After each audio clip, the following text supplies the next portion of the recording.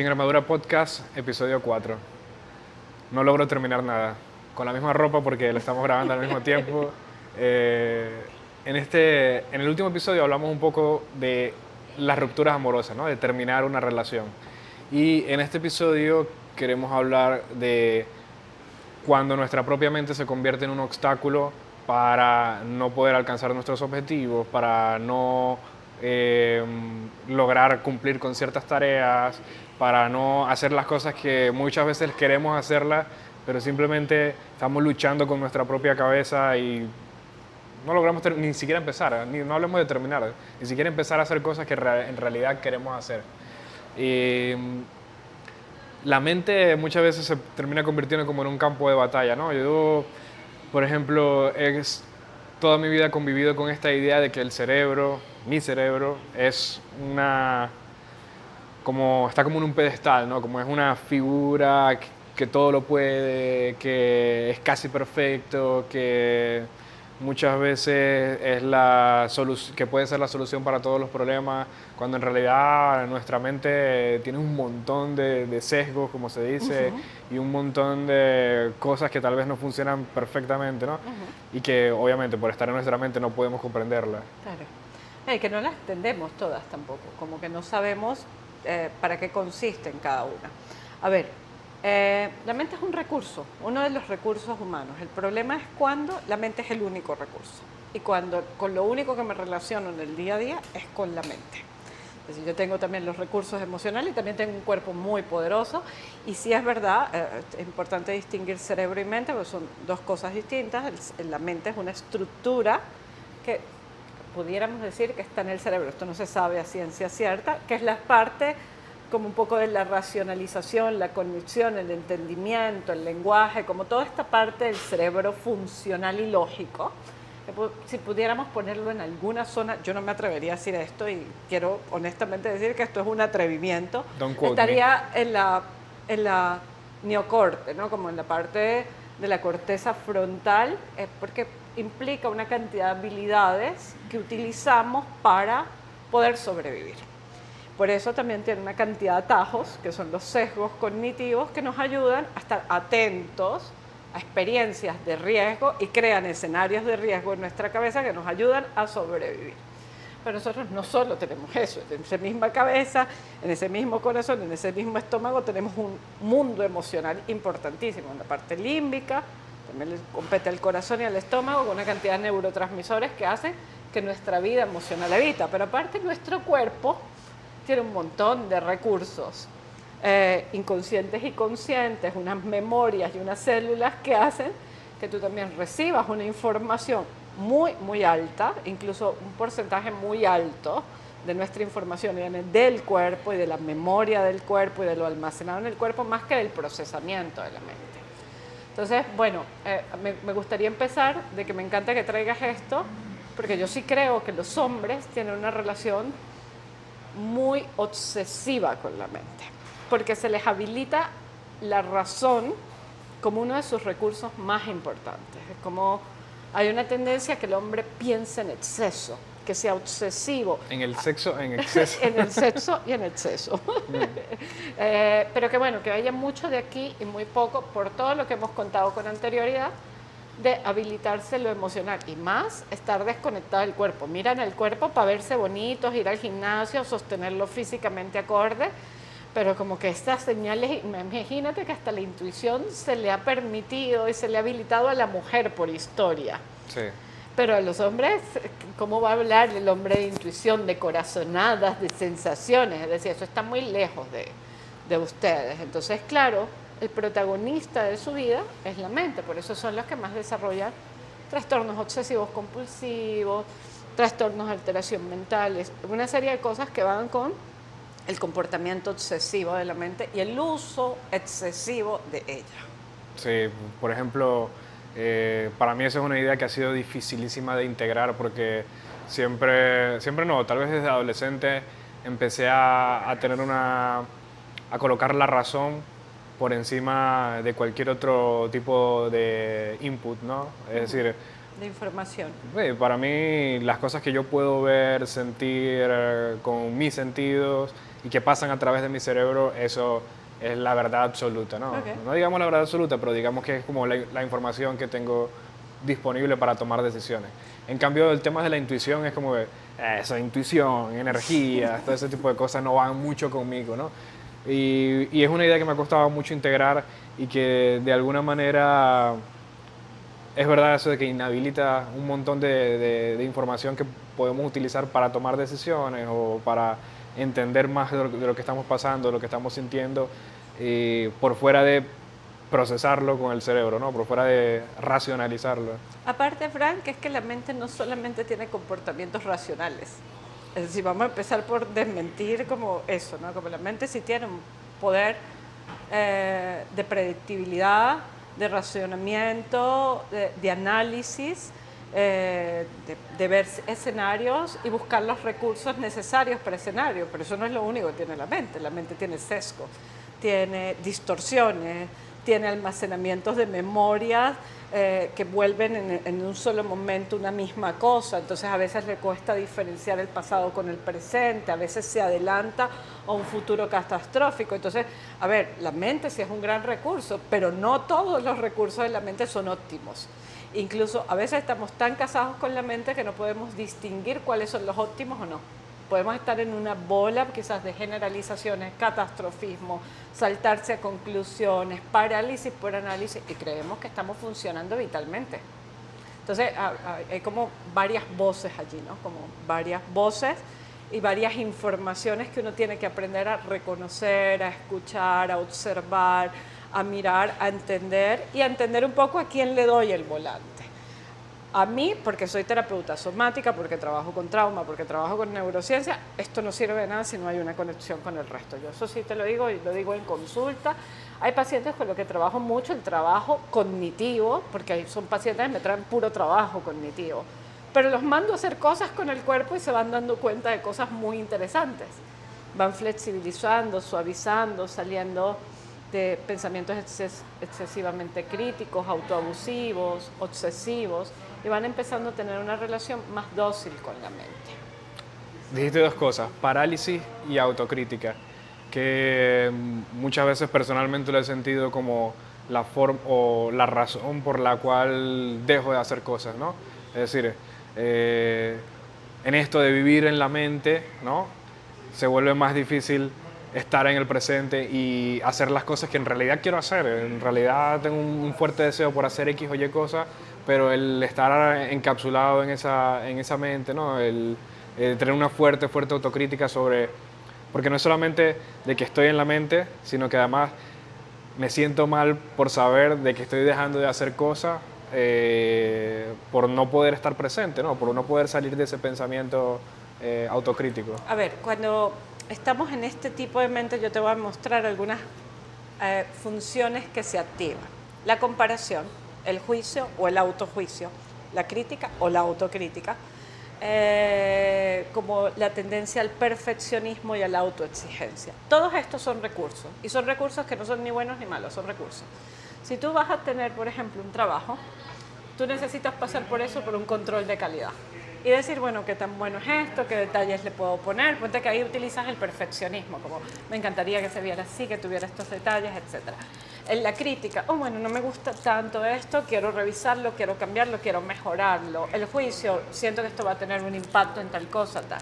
Cuando estos recursos son aliados, son bien utilizados, tienen un tiempo definido, el producto sale del control de calidad y va a la acción. Hago el proyecto, planteo el documento, muestro lo que quiero mostrar, salgo a trotar, no sé, la acción que tengo que hacer. Llevo a ejecutar la acción, pasa del pensamiento al funcionamiento conductual. Pero cuando esto es excesivamente severo, estos señores, control de calidad, perfeccionismo, comparación, juicio, crítica, están ahí, lo que va a haber es una inmovilidad. Va a haber un ruido tan alto que el producto va a terminar siendo no tan bueno, ¿para qué lo voy a hacer? Me va a salir mal, esto no va a funcionar y caigo en una parálisis, la acción no se da. Hay un autor de creatividad que a mí me gusta mucho. Bueno, hay dos, pero voy a mencionar uno que tiene también algo que dice que es Rick Robinson, y él dice que crear consiste en hacer, no en pensar. Es decir, que hay que hacer y en el hacer vas pensando. Y en el hacer vas mejorando. Y en el hacer vas poniendo detalles. Pero que tienes que darle la posibilidad, la voluntad, el movimiento, a la acción. Pintar por pintar. Y luego en la pintura dice, bueno, esto no me gusta tanto, lo voy a modificar. Pero está la acción puesta. Cuando es al revés, la acción no llega. Llega tardía o llega ineficaz. Porque ya ha pasado por muchos filtros que lo termina agotando. Entonces la espontaneidad, lo genuino, la exploración, la relajación, no se da. Y por eso la acción se ve como encuadrada, organizada en exceso, no sale. Qué idea tan complicada de entender. Para mí es muy difícil pensar en emprender una acción sin pensarla antes, ¿no?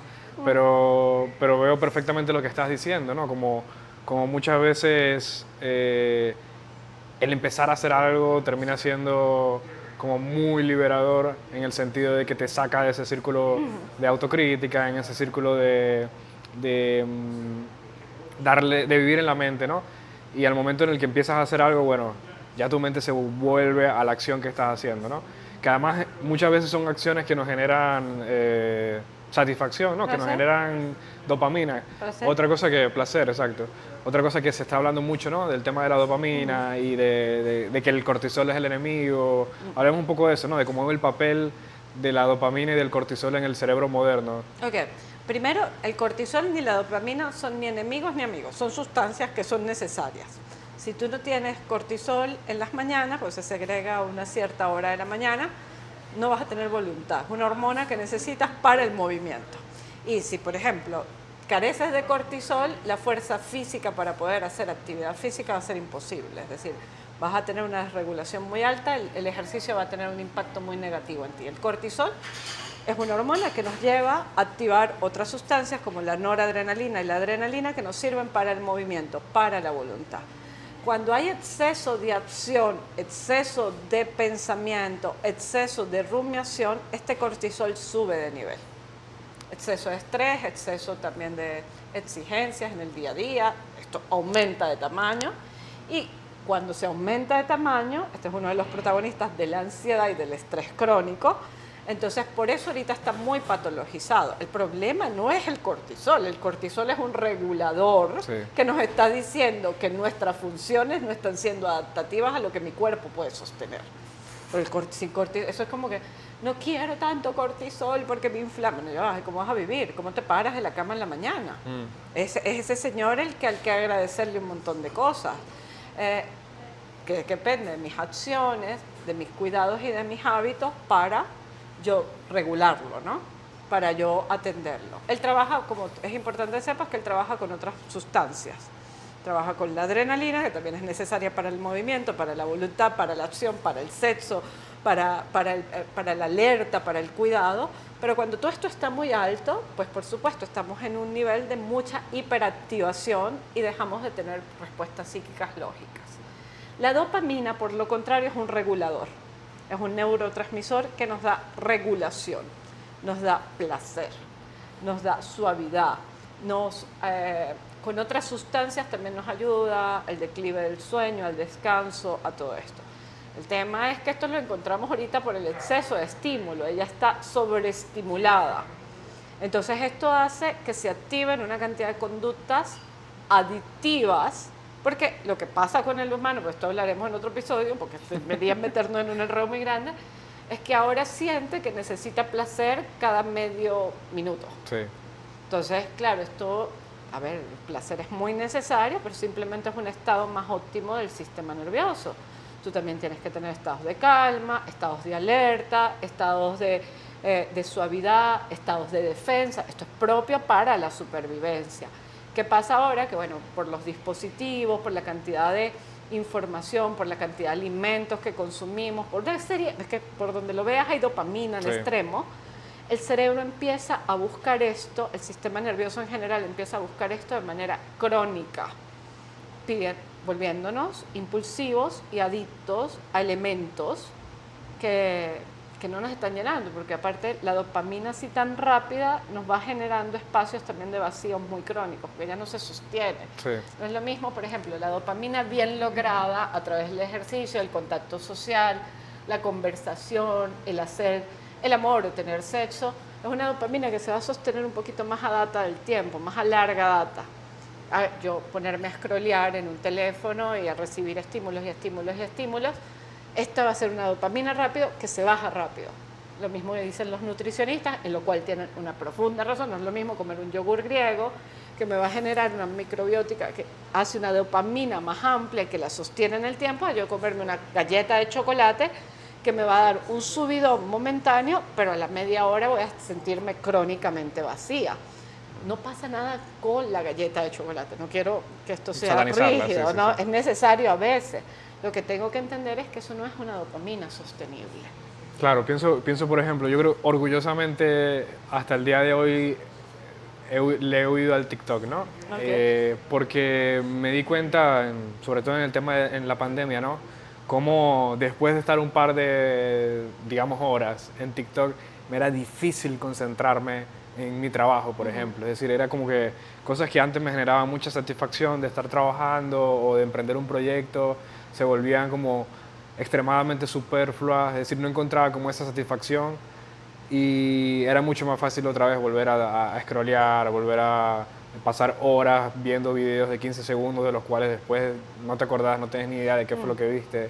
Y creo que el tema de las redes sociales, digamos las redes sociales por decir una cosa, ¿no? Pero no, la sustancia, también pudiéramos implicar muchas cosas, las citas. Yo he visto, a ver, yo hablo de las redes, pero también hablo de las aplicaciones de citas, no solamente con la complejidad que esto ha traído a los vínculos humanos, es un recurso también que ha traído muchas cosas beneficiosas, sino también cómo ha hecho que esa necesidad dopamínica aumente y que los grados de satisfacción con un solo ser humano nos cuesten el doble. Claro. Es decir, porque hay una sobreestimulación, ya la gente no se vincula con una o dos personas para ver quién te gusta, sino con 40. Hay 40 posibilidades de elecciones. Vas desechando gente. Bueno, pero esto también es capítulo, pero lo que quiero mostrarte es cómo esto puede estar llevado a cualquier lugar, la alimentación, a las actividades del cotidiano, etcétera. Yo pienso que, así como tú mismo has dicho, como un poco el remedio es volver a lo que te hace bien, yo pienso que el remedio es crear. Darte la posibilidad de empezar a tener espacios creativos, salir de la parálisis, salir del uso de la pantalla, salir de la inmovilidad y empezar a hacer cosas, tejer, bordar, coser, crear, pintar, crear poesía, escribir proyectos, hablar con tus amigos de tus ideas, es decir, mover el cuerpo, es llevarte a la creación, llevar el cuerpo a la acción, no a la acción excesiva ni desmedida, pero sí a la acción con voluntad. Y eso va empezando a tener unas respuestas emocionales y biológicas muy distintas. Claro, porque hemos hablado un poco como de cuál es el enemigo y cuáles son las posibles soluciones, ¿no? El enemigo, enemigo por decirlo de alguna manera, ¿no? Pero como todas estas situaciones que te generan estos picos de dopamina inmediatos y que después vuelven el resto de las cosas un poco superfluas. Y que te vuelve más difícil poder encontrar motivación para hacer cosas. Y por el otro lado, las soluciones, o no digamos soluciones, pero digamos este tipo de herramientas que te pueden volver a traer esa motivación. O a crear, a sentirte creador. También ibas a hablar un poquito de la autocrítica, Fran, y el papel que tiene también en la parálisis y en el no hacer, ¿no? Nos quedamos tan enganchados, yo ya te hablé como de los funcionamientos de la mente propios de una mente, es decir, la mente va a tener comparación porque esto le permite ver si lo que está haciendo de algún modo es óptimo, la mente necesita del juicio, que es el filtro por donde se pasa de verdad la calidad de lo que está produciendo. A través del juicio también tiene entendimiento del mundo, edifica versiones de su propio mundo, su perspectiva. La mente tiene también una voz cuya tendencia es la crítica, que es una voz a veces ligada a lo moral, a veces ligada a la información que te dieron en la infancia, por eso es tan importante ver de dónde viene esa información. Ella no es mala, ella lo que busca es que lo que salga de ti sea óptimo, sea lógico, sea justo, sea bueno, calce con otro, sea adaptativo. a ver, a veces está llena de porquería, no actualizada. A veces ni siquiera conocemos qué es esta voz. Entonces es como una voz que va en automático todo el día, yo le doy la conducción de mi vida. Entonces ahí hay que hacer un trabajo de filtrarla, como actualizarla, ver cuánto hay verdad, cuánto hay mentira, cuánto es real, cuánto no. Claro, allí también sería interesante introducir el concepto de disciplina, ¿no? Porque la motivación a la final es un poco situacional. Es decir, tú puedes hoy encontrar una motivación que te lleve a hacer algo, pero a la final es como la disciplina o esa constancia que te permite salir tanto de los malos hábitos como tomar los buenos hábitos. Estoy de acuerdo. Para mí, aparte que yo sí te puedo decir personalmente aquí que me he desnudado un poquito, para mí no existe camino sin eso. Para mí es el valor más importante, uno de los valores más importantes. Yo no creo que se logren cosas sin disciplina. Y para eso también tenemos que actualizar la idea de disciplina. Disciplina no es lo que nos enseñaron en el colegio, una cosa rígida, estructurada. No, disciplina es la constancia en el hacer algo y hacerlo con muchísimo compromiso, entendiendo que van a haber días como positivos y que tenga toda la gana y el cuerpo y la disposición. Y hay otros días en que esto me va a costar más, pero esto me hace bien y voy a trabajar por lo que me hace bien. Y la constancia que implica hábitos. El cerebro es una máquina maravillosa, pero es una máquina que en algunas cosas es cuadradita, necesita de hábitos. La única forma que le haga regeneración, plastificación, integración de una información es que esa información se repita. No hay otra forma. Tiene usted que ser un ser humano muy lúcido y con muy poco estímulo y que eso llegue como una hot moment y te tome. Pero para que una información entre y se quede en tu memoria funcional y en tu respuesta a la atención cotidiana, tiene que tener de una repetición constante y una repetición óptima. Y va transformando toda una cantidad de procesos neurológicos antiguos, que es la mayor cosa, bueno, desde mi mirada, por supuesto, romántica a mi sistema nervioso, creo que es la cosa más impresionante que tiene el humano. La capacidad de regenerarse, la capacidad de volver a crear conexiones, de que por encima de las otras conexiones que dejaron de servir o que ya no son funcionales en mi vida, yo voy creando otras posibilidades potentísimas. Pero requiere una estimulación diaria. Claro, muchas veces vemos como lograr esos hábitos que sabemos que nos generan placer, que sabemos que va a nutrir nuestra vida, que sabemos que nos va a permitir sentirnos un poco más de felicidad durante el día, como una montaña increíblemente difícil de escalar. Y pongamos cualquier hábito, no sé, aprender un idioma, por ejemplo, como al principio parece que jamás lo vas a lograr, ¿no? Parece una montaña imposible de escalar, pero muchas veces empezando desde lo pequeño se logran grandes resultados, ¿no? Y después ahí viene pasar de la motivación inicial a la disciplina constante. Me parece maravilloso. Eso, también como siempre como ir actualizando la idea del para qué estoy haciendo esto, cuál es el objetivo de hacer esto. Yo tengo un mantra que aprendí en otro podcast, que es que uno tiene que aprender a hacer lo que a uno le hace bien. Estamos muy acostumbrados a hacer lo que nos hace daño. Y como que es fácil, es rápido, es más accesible. Y hacer lo que nos hace bien necesita como mucha conciencia y constancia, pero que se puede aprender, Puedes, por ejemplo, aprender, a ver, que no se toma vino todos los días, que puedes tomar los viernes 2 copitas de vino, pero todos los días inflama. Todos los días duermes, empieza a haber deficiencia en el sueño. Entonces, a ver, puede ser gustoso, pero me trae otras problemáticas que me alteran el cotidiano y la vida entera. Y ahí como ir entendiendo el para qué hago cosas y hacer lo que me hace bien como un compromiso conmigo, con estar bien con los otros.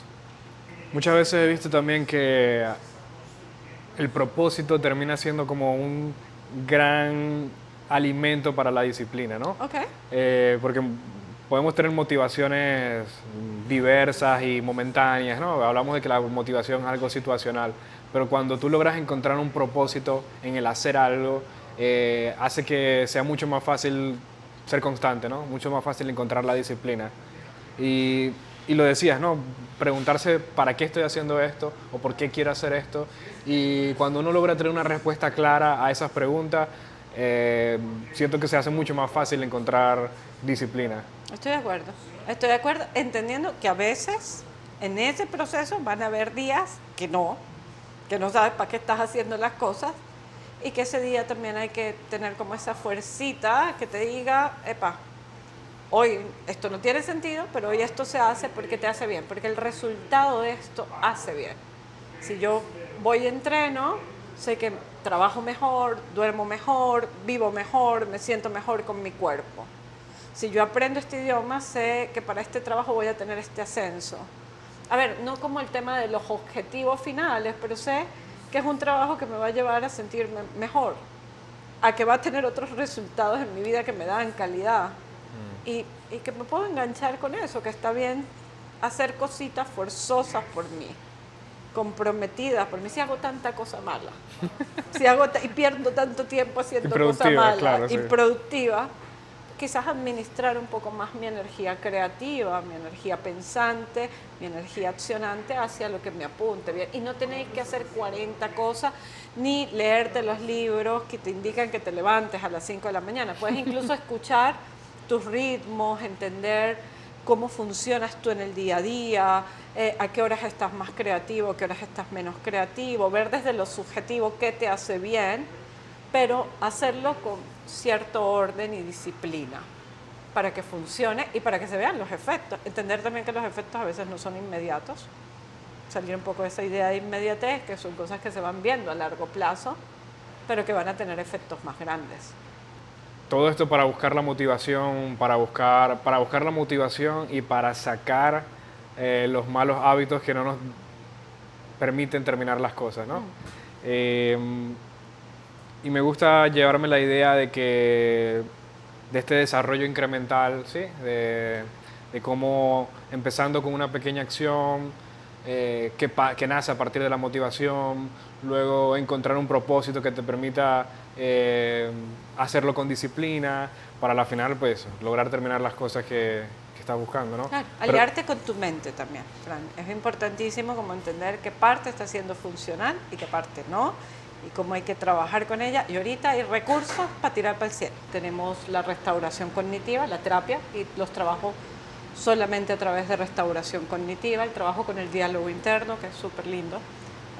Identificar como todas las voces, de dónde vienen, a qué nos pertenecen. Tenemos el mindfulness en todas las áreas que tú lo quieras ver, desde el budismo secular hasta prácticas básicas de mindfulness.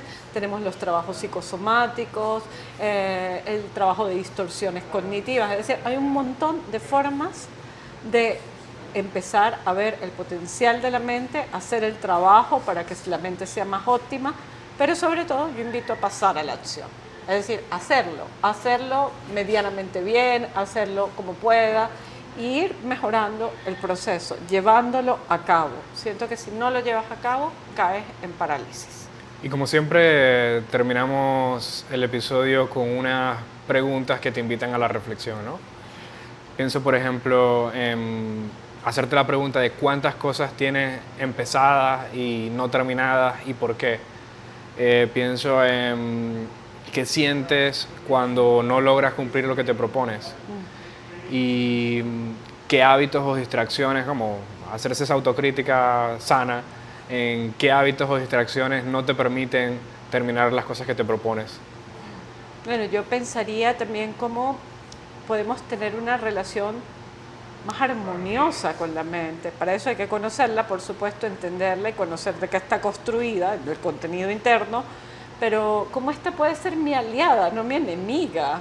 Y también el lugar que le damos a la acción creativa, es decir, creo que el humano está muy separado de la acción creativa, creo que ahora necesita siempre la acción productiva de éxitos y objetivos. Creo que empezar a hacer cosas que aunque no tengan un fin económico o un objetivo de reconocimiento, pero empezar a hacer cositas que me activen otras cosas, y creo que ahí van a haber respuestas muy interesantes y muy lindas. Seguir aprendiendo y seguir aprendiendo y seguir aprendiendo. Gracias, Isa. De nada.